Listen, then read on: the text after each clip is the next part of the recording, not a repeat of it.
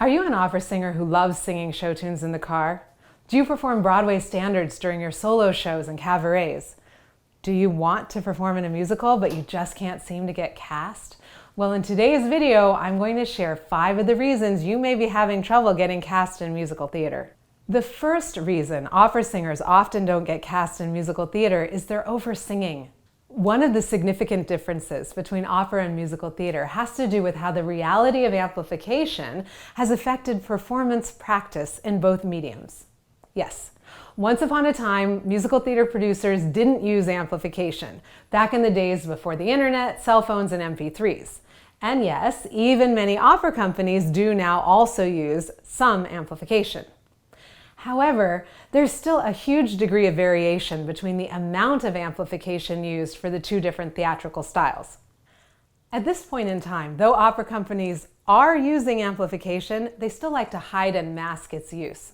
Singers are definitely expected to sing out and create their own enhanced volume through vocal production and technique. Whereas in musical theater, they're wearing visible headsets or mini microphones attached to their faces and are often directed to sing more intimately. In musical theater, the microphone allows singing actors to produce very soft, nuanced sounds and colors. The microphones even allow singers to turn their backs to the audience and still be heard.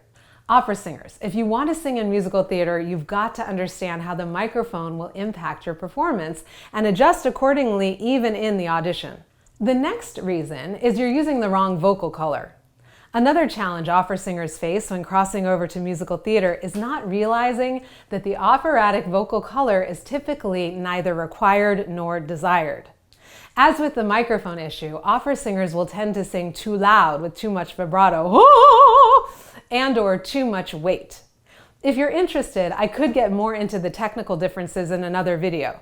Let me know in the comments if you'd like me to do that. The third reason is you're singing with too much legato. As an opera singer, you're thinking, how can there ever be too much legato? And I hear you. I used to feel exactly the same way. But what I've come to understand is that musical theater favors a real exploration of the expression of the words over the vocal line or legato. The character of the words must take precedence over the beauty of the sound. The next reason is you're forgetting to focus on the character.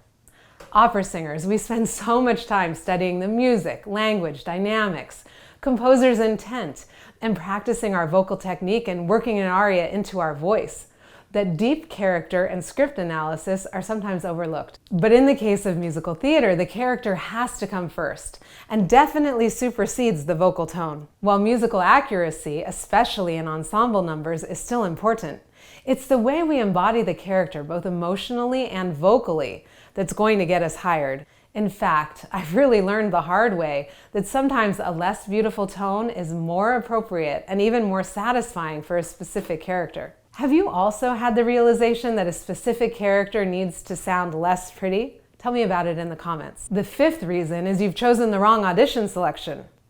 If you've put any effort into learning about musical theater auditions, then you already know the panel will expect you to sing only 16 to 32 bars and not a whole song.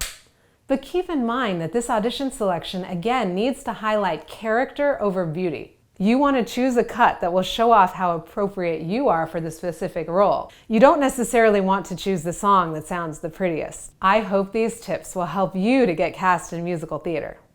I know it took me a long time to figure some of this out.